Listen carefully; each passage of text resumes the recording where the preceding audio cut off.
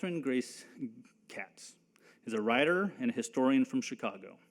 She graduated from Harvard in 2023 with a BA in history and received her MPhil in modern European history from Christ College, University of Cambridge in 2014, where she wrote her dissertation on the origins of modern counterintelligence practices. After graduating, Katherine worked in finance in New York City before a fortuitous visit to a bookstore in the lobby of her office in Manhattan led her to return to history and writing. She is currently in her third year of her JD at Harvard Law School. Take that into thought real quick. Third year at Harvard Law School. When did she have time to write this book? Please welcome to the stage, author of her first book, Daughters of Yalta, Grace Katz.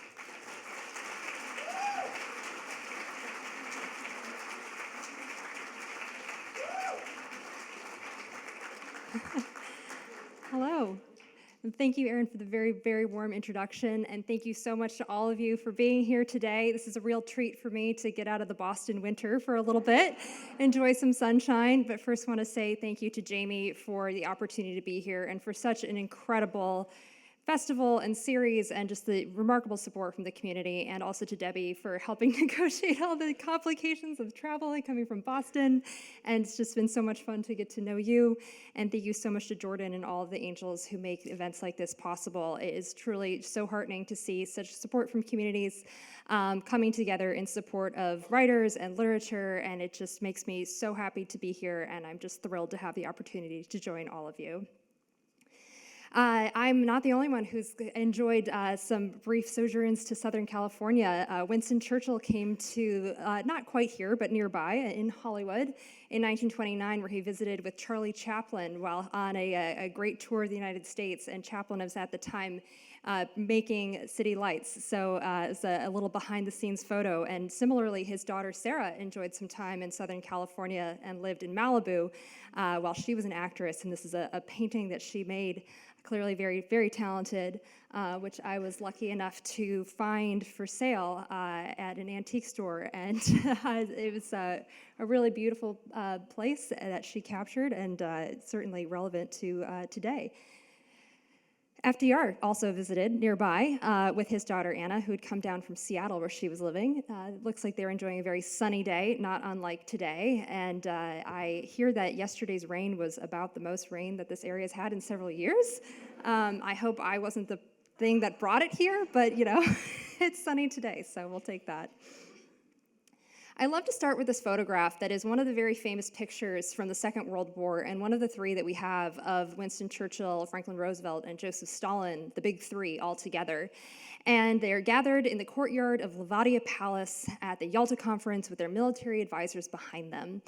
And what I think is so striking about this photograph that you've probably seen on the cover of books or in history textbooks is the expression on each of their faces. They look very tired, they look frustrated, quite exhausted, and that's not surprising after a half a decade spent at war. But even less surprising given what they've all come to Yalta to discuss. At this point in the war, it's February 1945, the Battle of the Bulge has just ended, and it looks like the end of the war in Europe will finally be in sight. The defeat of Nazi Germany is imminent, and will probably be over sometime in the late spring or early summer. And so now, the race is on to see which of the Allied armies will be the first to liberate Berlin. And with the end of the war and liberation of Berlin brings pressing questions about what to do with Germany once the war is over. Should Germany be allowed to remain one nation, or should it be broken up into a group of smaller states in hopes they can't rise up as a belligerent for a third time in half a century? Also incredibly important to the future of Europe, and especially to Winston Churchill, is the future of Poland. Britain went to war in defense of Polish sovereignty at the very beginning, and the Polish government has been in exile in London ever since, and Churchill does not want to return home and look his Polish colleagues in the eye and tell them they were not able to secure the very thing they went to war to defend in the first place. Stalin, meanwhile, has some other ideas when it comes to Poland. Like the czars before him, he is paranoid about security on his weak western border. There is no natural barrier that protects the Soviet Union, and the pathway of invasion going back to the Napoleonic era has been the flatlands of Poland and Ukraine. And he wants to make sure that when the war is over, after all the sacrifices of the Red Army, that they're going to have friendly neighbors on their borders, with a government in Poland that's going to be sympathetic to the Kremlin. Roosevelt, meanwhile, is a little bit more focused on the Pacific, where the war has not advanced quite as far. Iwo Jima has not yet happened. They don't know if the atomic bomb will be an option. And so he's looking at the potential need for a ground invasion of the Japanese home islands, which could lead to the deaths of 200,000 American soldiers. He wants to save as many American lives as possible, and the way he envisions doing this is by bringing the Soviet Union into the fight against Japan in exchange for certain territorial concessions that Stalin has long had his eye on. Also incredibly important to Roosevelt are thoughts in the longer-term future as they are intertwined with his legacy. He wants to succeed where Woodrow Wilson failed at the end of World War I with the League of Nations by creating an organization dedicated to securing international peace. Perhaps not eternal peace, as he's realistic enough to recognize that that's unlikely, but at least peace in Europe for 50 years, which he believes is an attainable goal. He also believes this organization of United Nations will be the very thing to draw the Soviet Union into the international community once the war is over and the common enemy has been defeated. And he sees this as his lasting legacy of the world. But what I think also is very striking when you look at the exhaustion on their faces is the idea of just what it took to get to Yalta. And this is something that I had not really considered before starting to work on this book. At this point in the war, Stalin recognizes that he holds more cards than do his allies. And if they want to meet, they're going to have to come to him. He is paranoid about security and refuses to leave the security apparatus of his own borders. He's also terrified of flying. He does not want to admit this, so he pretends that his doctors have advised him it's bad for his health to fly. Meanwhile, the irony is that Franklin Roosevelt is incredibly ill, dying, in fact, of congestive heart failure, and yet he agrees to make this arduous journey. Churchill will have to fly first 1,300 miles to Malta, where he'll rendezvous with FDR, but very tragically on the way to the conference, a plane carrying members of the Foreign Office delegation that has been specifically briefed for this conference crashes off the coast of Italy, and a number of these experts are killed, which really casts a shadow over the conference for the British. Roosevelt, meanwhile, is making a week-long journey across the Atlantic Ocean where they're still sighting enemy U-boats. This is very, very dangerous, and once they meet in Malta, they then have to fly another 1,400 miles over enemy-occupied islands where there remain anti-aircraft units which have shot up the tail of one of the advanced planes before they finally land in the Crimea, landing at an airfield that is dangerously short for the kinds of planes that they're flying. And then they have to drive another 6 hours over battle-scarred roads, sometimes at no more than 20 miles an hour, until they finally arrive at Livadia Palace. Livadia Palace was once the summer home of Tsar Nicholas II and his family, and it really was a family retreat away from the pressures of court life, where he and his children would swim, ride horses, play tennis. The Tsarina would sell her own needlework at the local bazaar to raise money for charity. But of course, all of this changed with the Russian Revolution in 1917, when the Romanov family was brutally murdered, and the Soviets nationalized his summer palace as a home for favored Soviet workers needing rest and relaxation. Livadia Palace changed hands once again with the outbreak of war as the Nazis pushed into the Crimea, and they used this as their Crimean headquarters. By the time of the Yalta Conference, the Nazis had been pushed out several months earlier, and the Soviets have a mere 3 weeks from the time that the three Allied delegations agree, this is where they're going to have the conference, to turn a ransacked villa into the site of one of the most important meetings of the 20th century. On the way out, the Nazis stripped the palace of everything that they could carry, all of the furniture, the lamps, the dishes, literally down to the doorknobs, which they could strip out and use as scrap metal. The Soviets do what they do best, and they throw manpower at the situation, recognizing that this is the best of the terrible options that they have in front of them. They requisition items out of local homes and restock the palace. What they can't get that way, they take the contents of fabulous hotels in Moscow, like the Hotel Metropole, which you might be familiar with from Amor Towles, A Gentleman in Moscow. And they cart the contents of these hotels 1,000 miles south by train. And so the dishes and the maids' uniforms and the linens all have the distinctive Metropole M on them. What the Soviets are not quite as successful in is evicting some other residents who've moved in the meantime, this being bed bugs. They decide to give the palace a healthy dose of DDT to encourage them to make their way out, which we now realize was probably not the best idea. But of course, this cannot evict some of the other bugs that have moved in, that being the electronic variety that the Soviets have themselves installed in the private quarters of the Americans and the British, and of course, they'll be eavesdropping the entire time. And so I think that this photograph and this palace, it's very much symbolic of the Soviet Union at the time, where what you see on the surface is not necessarily indicative of that which lies just beneath. And it really takes an expert and someone who has experience in dealing with the Soviets to understand that what you see is not necessarily true of reality. So that gives a little bit more context behind this photograph that is so familiar. But the thing that I find most striking about this picture is comparing it with another that was taken just a few moments apart from a slightly different angle where you can see quite a different scene. Because off to the side, you can see two young women.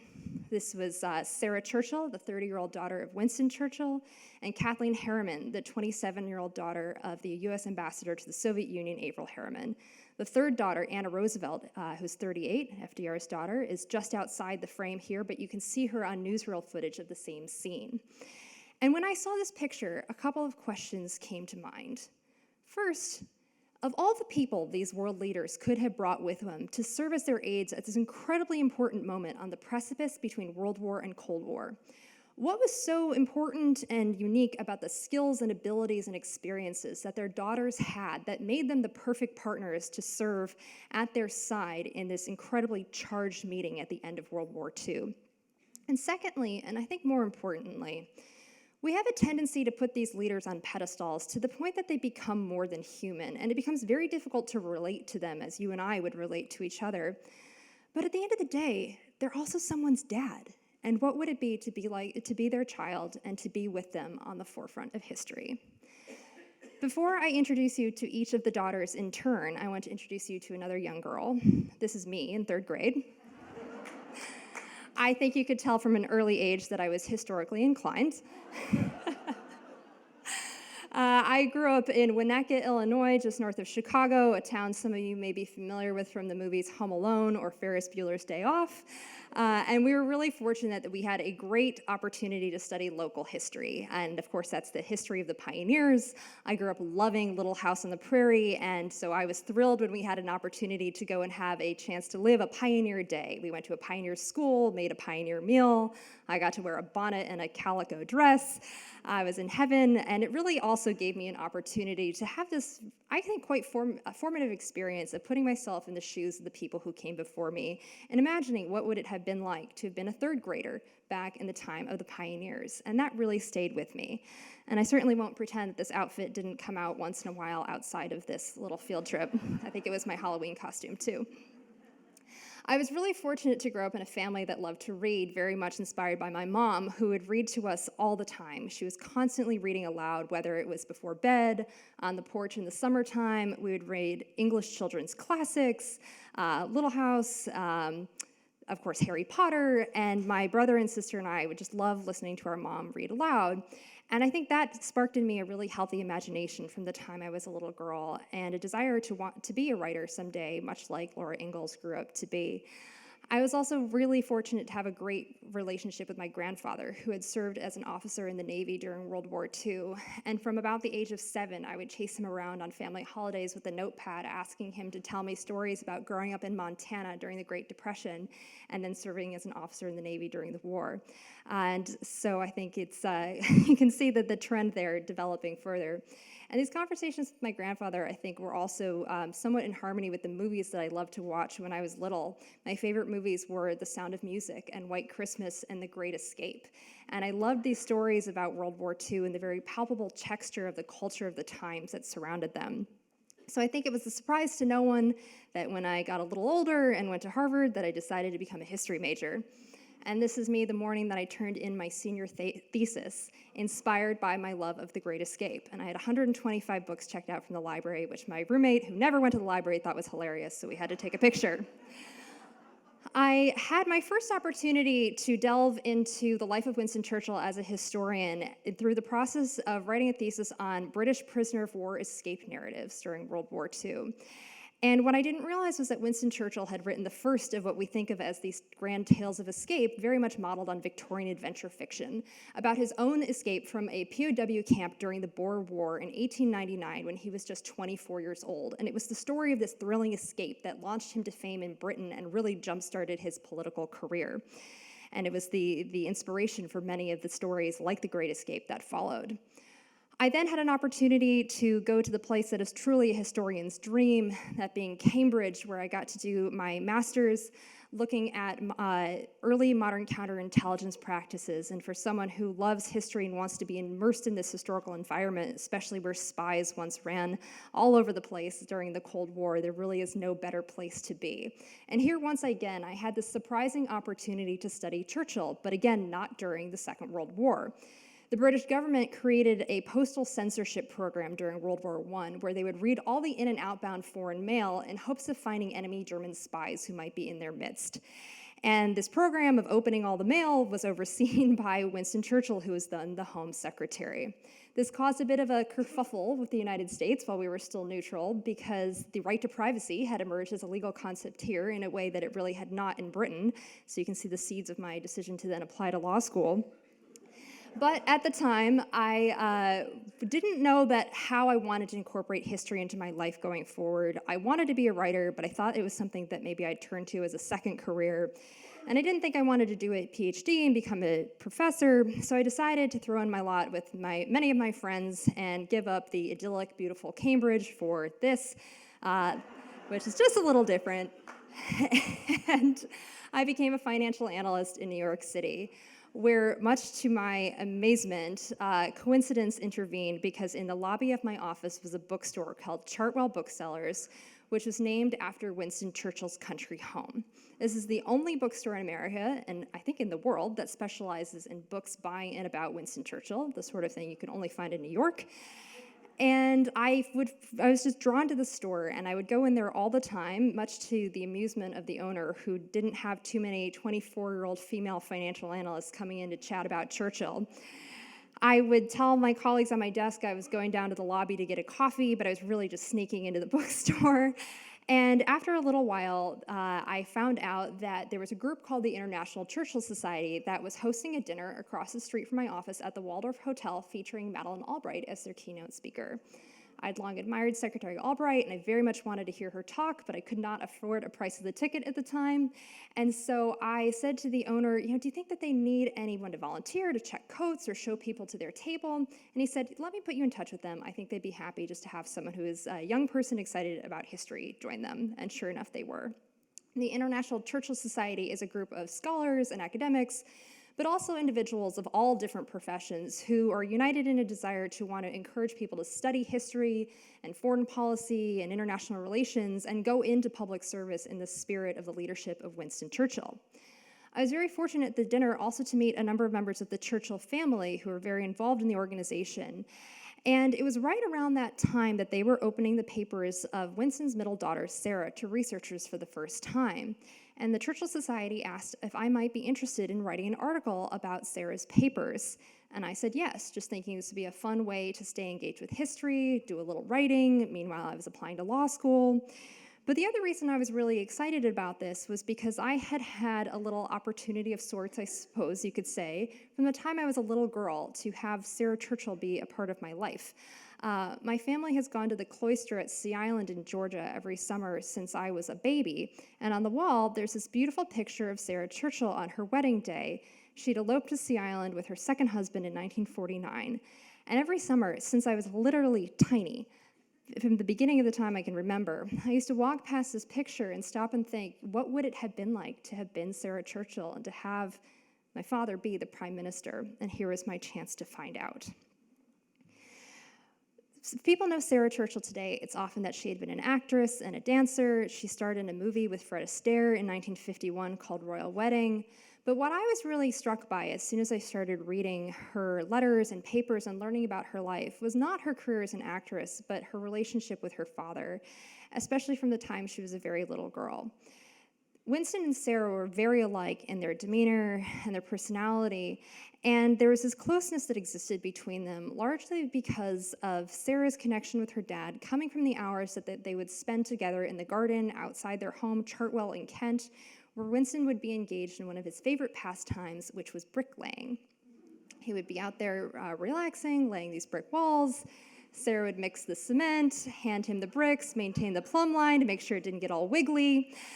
And through these hours of laying bricks together, they would have these lovely conversations, also periods of contemplative silence. And through these hours, Sarah came to understand the way that her father's mind worked better than anyone, perhaps except for her mother. And she said that she could walk in silent step with him, where even if he wasn't speaking, she knew what he was thinking and could follow along. Being very much like him, she wanted to make her own way in the world on her own terms. But for a young woman of this era and her situation, there weren't too many ways to do that. Going to university wasn't something that she would have considered. She certainly wouldn't have imagined a career for herself in politics. But one thing that she thought she might do is that she could become an actress. Now, for some fathers, it might have been the most scandalous proposition, but Winston had been rather broken in by his own mother, who was the very scandalous American debutante Jenny Jerome, who wrote plays for London's West End, was rumored to have scores of lovers, and perhaps even a snake tattooed around her wrist, very taboo. And so just wanting to be an actress, by comparison, was rather tame. So Sarah did become an actress. Winston didn't put up too much of a fight. And very quickly, Sarah fell in love with the star of her show, a man named Vic Oliver, who was an Austrian citizen who was quite a bit older than she was and divorced. And the thing that concerned Winston most of all was the fact that he was an Austrian citizen, because he could see the winds of change on the continent and was very concerned about what might happen to Sarah if she was married to someone who was Austrian. Sarah, however, was in love. She didn't heed any of her father's advice, so she ran off to New York and they eloped.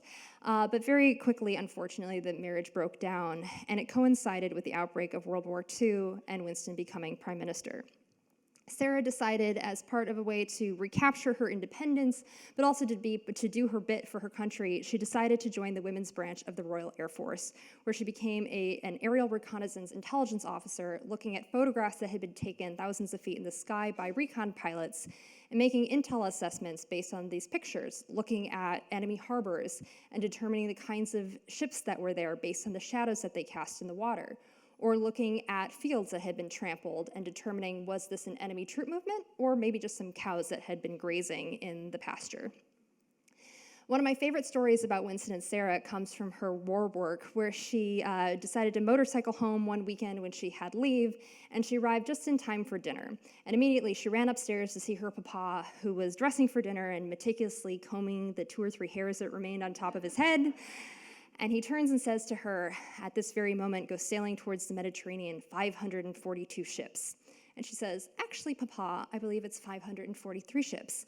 And he says, how do you know that? And she said, well, I've only been working on it for months. This was Operation Torch, the invasion of North Africa. And Winston says, well, why didn't you tell me? And Sarah said, I do believe there is such a thing as security. Winston was very charmed by her cheek and very proud of the work that she was doing, so immediately went downstairs to brag about her to that evening's guest of honor, who was none other than Eleanor Roosevelt. Eleanor was similarly charmed by the story, so she then went and told the press the next day. Sarah then arrived back at base on Monday and was immediately hauled in front of her superiors, who demanded to know who leaked this to the press, who told Mrs. Roosevelt. And Sarah could only say, I'm so sorry, but it was my father, the prime minister, and there was really nothing anyone could do. Early in the war, Winston and Clementine Churchill had decided that when he traveled abroad for meetings with his counterparts, that someone from the family should go with him as a protector and confidant. And Clementine herself was not keen to do this. She did not like to fly, even though she really was her husband's most trusted advisor. And so Sarah became a very natural option for him to turn to. As an actress, she actually had skills that were really well suited to diplomacy, of being able to deliver a subtle, nuanced message, to read between the lines, and report back on what she observed. She was in the military, so she understood the military imperatives of what was being discussed. She had this incredible connection with her father and an ability to read his mind, which would be so crucial at 2 o'clock in the morning when he could say exactly what he thought behind closed doors. And she was also a beautiful writer. Much like her father, she really had this lyrical voice and this power of observation, and she knew that when the war ended, that her father would want to write wartime memoirs, as he had done after World War I. And so Sarah's letters and observations behind the scenes of what was taking place outside the official negotiations that she wrote home to her mother would someday become part of her father's wartime memoirs. And so for all these reasons, she really was the perfect choice to accompany him. Sarah carried out her duties as a daughter diplomat with aplomb, and two other fathers took note of just how valuable a daughter diplomat could be from the first time that she went with him, which was to the Tehran Conference in 1943, the first meeting of Churchill, Roosevelt, and Stalin, where they laid the plans for D-Day. The first of these fathers was Averell Harriman, who was at the time one of the wealthiest men in America. He was the chairman of Union Pacific Railroad. He was the founder of Brown Brothers Harriman, owned Newsweek magazine, shipping conglomerates, manganese mines, you name it, he owned it. And he had two daughters, Mary and Kathleen, but he was not especially involved in their lives when they were little girls, as he was always off chasing business opportunities wherever that might lead him, including out to Sun Valley, which he created as the first American glamorous ski resort, which he created after Americans caught the ski craze from the Lake Placid Olympics, which he saw as a way to encourage people to take his trains out west. So he was always off chasing these business opportunities, and he became even more distant from his daughters after he and his wife divorced when they were about 10 years old. And he only really came back into their lives in a meaningful way when they were teenagers and their mother died. And he wrote to Mary and Kathleen and said to them, essentially, I know I can never be a warm and fuzzy father. That was not his nature. But he said to them that I do believe that we could become the best and finest of friends.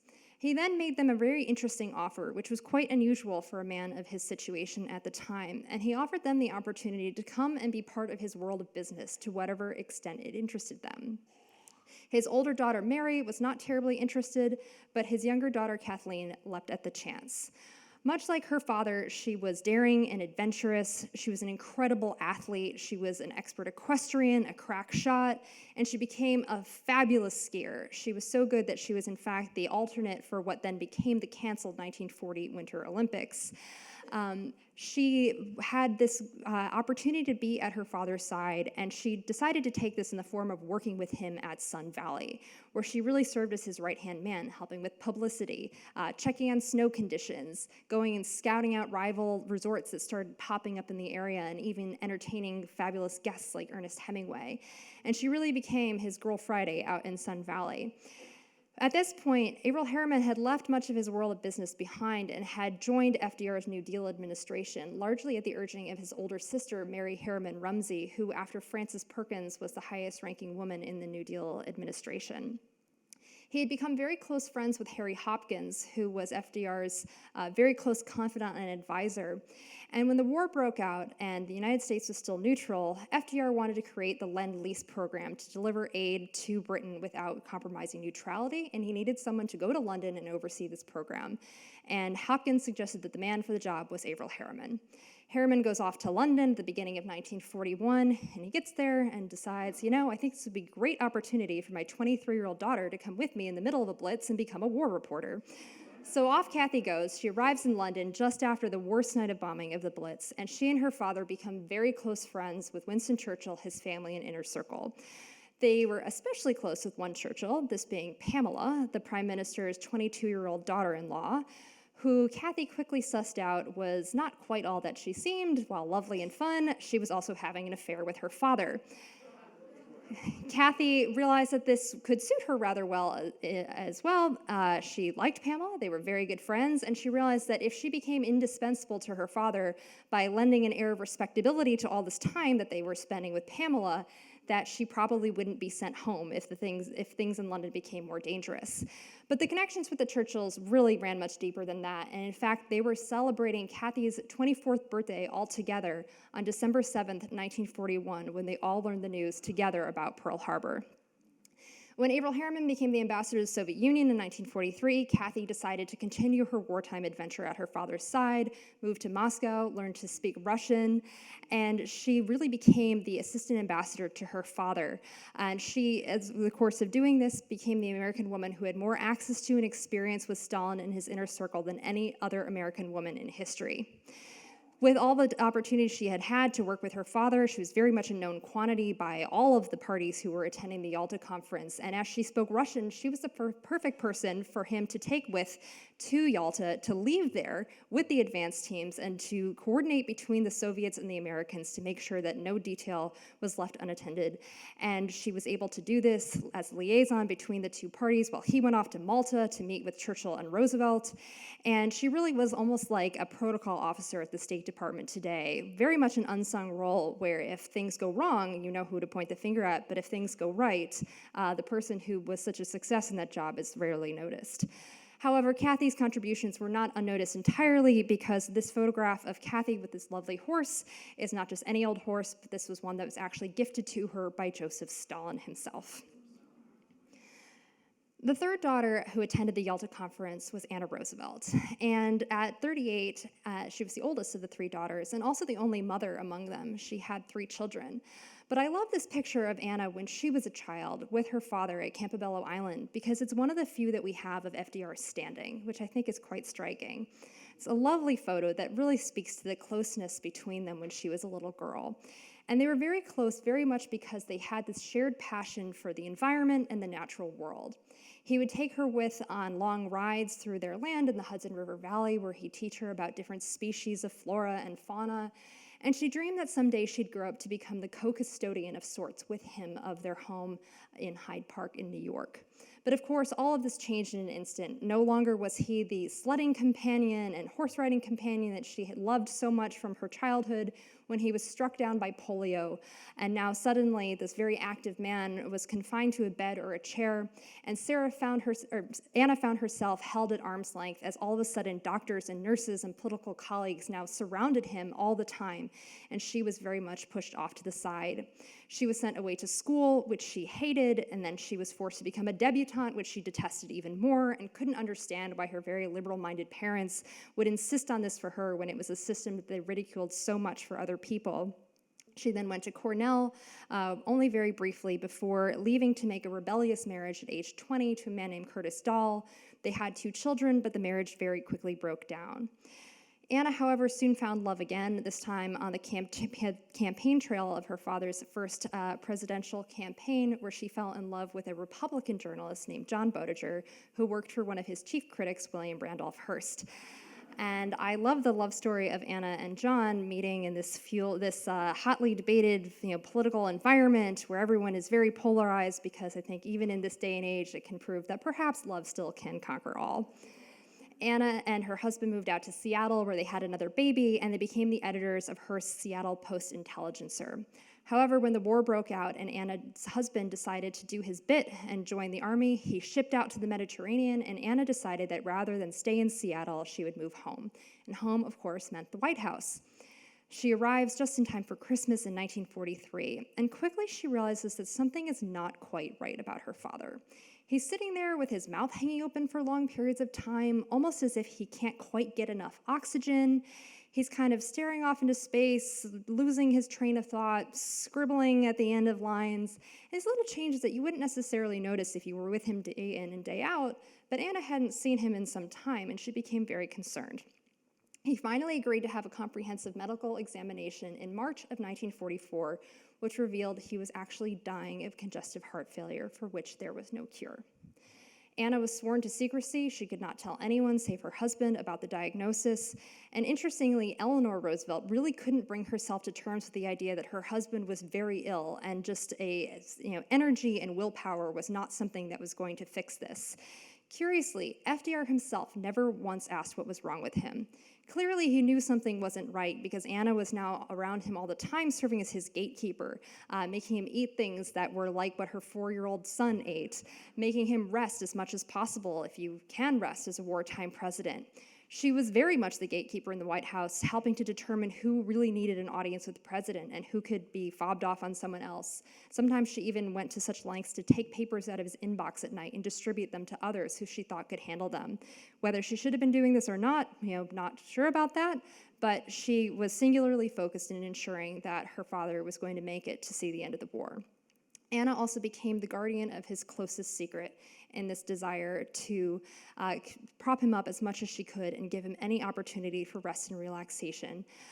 There was a woman named Lucy Mercer who had been part of his life when Anna was a little girl. It was an affair that he'd had, which Eleanor had discovered, which really devastated her, and Anna remembered this time of Eleanor's great depression and sadness. And when Lucy came back into Franklin's life and he approached Anna and said he had an old friend he hoped to see while Eleanor was out of town, Anna quickly realized who this was. But she decided to keep the secret anyway because she was so determined to do anything to help her father survive as long as he could to see the end of the war. Even though Roosevelt didn't know exactly what was wrong with him, he knew that Anna was protecting him and that at this point she was truly indispensable and he could not get along without her. So in January 1945, as he is looking at the preparations for the Yalta Conference, he cables his friend Winston Churchill and says, "If you're thinking of bringing your daughter Sarah to serve as your aide again at this conference, I'm thinking of bringing my daughter Anna." Anna finally has this opportunity to recapture the closeness that she remembered with her father from the time she was a little girl and be indispensable to him in the way that she always dreamed that she could. But she also knows that this is at a cost. This is at a cost of potentially betraying her mother, and she also knows that this is likely the last time that she'll ever have with her father to spend this time with him in this way before he passes away. I love this picture of the three daughters together because I think you can see a little bit of each of their unique personalities. You can see Sarah in her officer's uniform. You have Anna in the middle in this very sensible tweed, and Kathy in the end in a glamorous fur. And while they were all very much daughter diplomats, there were unique things about each of them that made them the perfect partners for their fathers at this moment in time. But what I think is unique about this role of daughter diplomat is that it's not one that's official, like someone from the State Department or for the Foreign Office, but they're there speaking with and carrying the presence of their fathers behind them. They're able to go out and have conversations in subtle, nuanced ways and deliver messages that someone more official might not be able to do. They're also able to go out into the local community and meet the people from the Soviet Union whose lives have been pretty summarily destroyed by the war and whose futures are being reordered by their fathers around the conference tables at that very moment, and come back and report to their fathers about what it's like to have interacted with the Soviet people in a way that's very different from dealing with Stalin and his inner circle and the Soviet bureaucratic machine. And it gives them a little bit of sense of hope in the future.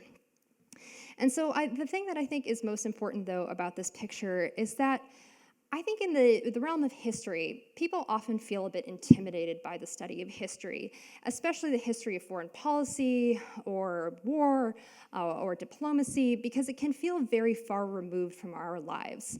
We don't know what it's like to negotiate across the table from Stalin, so how are we able to connect and to understand these people as human beings?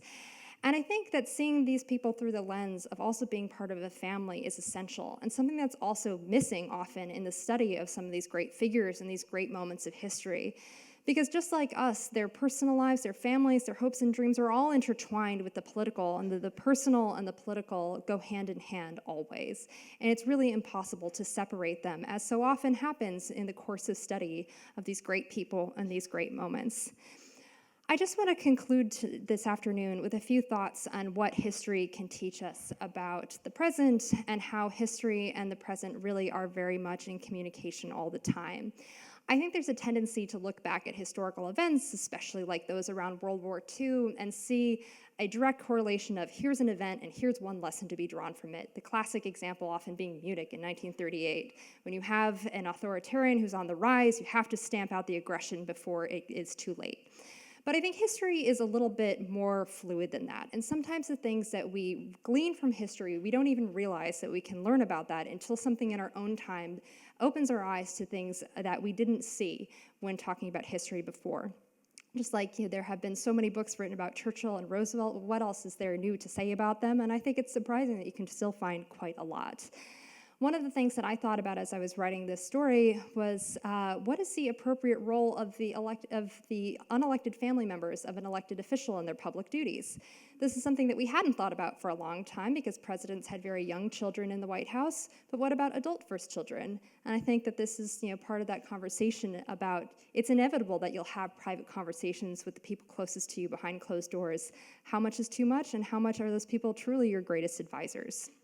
Also really important, I think, is the absolute commitment that Churchill and Roosevelt had to meeting in person with Stalin, and Roosevelt's desire to found the United Nations as a forum where diplomats from around the world could gather together in person to expedite diplomacy, to iron out misunderstandings, and really have those kinds of conversations that can only be made face-to-face, just like you saw with Biden's incredible trip to Kyiv recently to meet with Zelensky. Even presidents still, and I was surprised by this, as I thought no security advance team would allow a president to make the kind of voyage that these leaders made in this day and age. But I think after all the time of COVID and being apart, it's just all the more important to appreciate and recognize how important it is to come together and see each other face to face. And finally, I can't help but think about the relationship between then and now as it relates to the war in Ukraine and the relationship between Russia and the West. I think from the time of FDR, there's long been this desire by American presidents to make a personal breakthrough with the Soviet or the Russian leader, where if only you can just rely on these powers of personal persuasion to make this connection, that all will be, if not well, will be able to make inroads to a much more harmonious future and iron out misunderstandings. However, I think that this has unfortunately gotten in the way sometimes in the relationship because just as FDR was very disappointed that this desire to create a special bond like he had the special relationship with Churchill did not come to fruition with Stalin, no matter how much Stalin respected and admired him, which I do believe he did.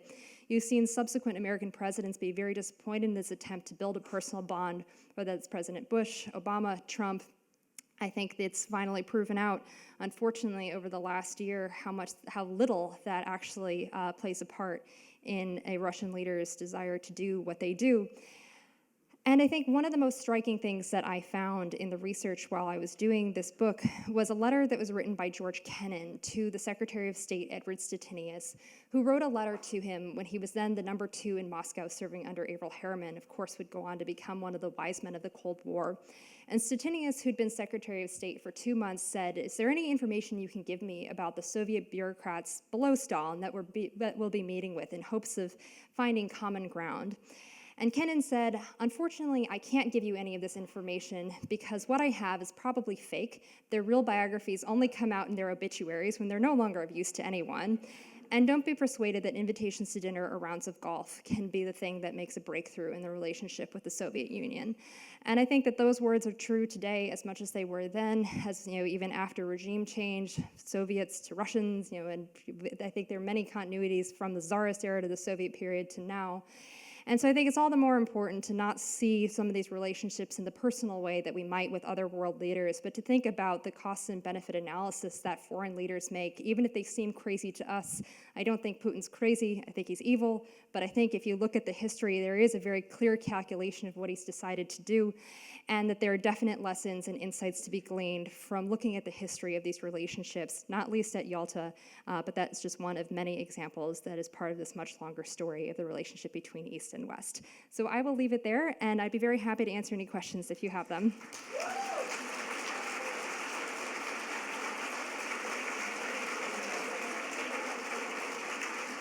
Thank you.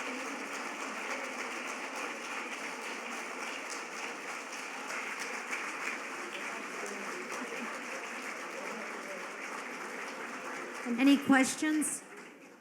Somebody have a question? Hang on just a second. We'll go back here. Microphones going around, so if, whoever has the mic, if you wouldn't mind waiting for the mic to ask your question so it can be captured on the live stream. Wow, well, I just have to say you're very impressive. Oh, thank you. We really enjoyed the information. Look forward to reading the book. And I'm curious about your personal goals, combining history, your love for international relationships, and the history of it. Are you looking to look at something like war crime prosecution down the road? Potentially. I mean, as someone in law school now, thinking about past war crimes trials like Nuremberg or after Yugoslavia or Rwanda, whether someday when the Putin regime falls, if that will be the opportunity then to have, as part of their reconciliation on the world stage, an agreement to go through these war crimes trials. We'll see. Perhaps it's often kind of a rehabilitation mechanism, and if that's possible, maybe long in the future, sure. I see history and law as tools that can really be used hand in hand to think about complicated, often international facing problems that have very, very long histories. And so I am certainly planning on writing more books. I see myself first and foremost as a writer and historian. I will be going to work for Freshfields, a British law firm in Washington, D.C.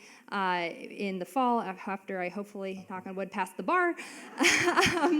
But if there's a way to bring history and law together in a more direct way in the future, whether that's participating in diplomacy or foreign policy today, kind of along the lines of the things that I like to think about as a historian, I'd love to see if there are ways that I can contribute to that and have an opportunity to contribute to public service kind of through the combined lens of history and law. So we'll see.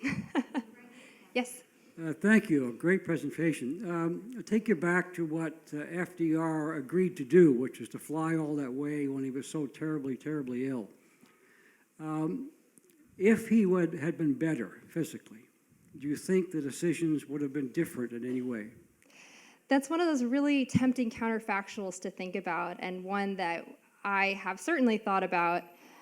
I've also thought about that in the context of if Truman had been president, if FDR had died by then, if the outcome would have been different. And while I definitely think there were some smaller concessions that might have been possible had Roosevelt been more forcefully aligned with Churchill in his negotiations with Stalin, and part of his exhaustion really manifested in his just unwillingness to meet with Churchill, because Churchill, for all of his good intentions, was quite exhausting. But unfortunately, he was. I think that at this point in the war, the Red Army was so firmly entrenched in Eastern Europe that for something to have been different, especially for Poland, would have really required the opening of the Western Front at least a year earlier. And to do that, both Britain and the United States would have had to have begun a process of rearmament significantly earlier, and then you're getting decisions that had been made in the 1930s. And so it is kind of this question of, where is the most direct link and kind of where it becomes too tenuous. And I just think that even if Roosevelt had been better, that the position of the Red Army was so entrenched that there was not much that anyone could do, no matter how sharp they were or how wily. It's just unless you're willing to start a war with the Soviets. Churchill had his generals drop Operation Unthinkable to imagine that kind of prospect, but there was just no appetite for it at the time. So thank you again. If you would like her book signed, please line up right here. And Catherine, thank you.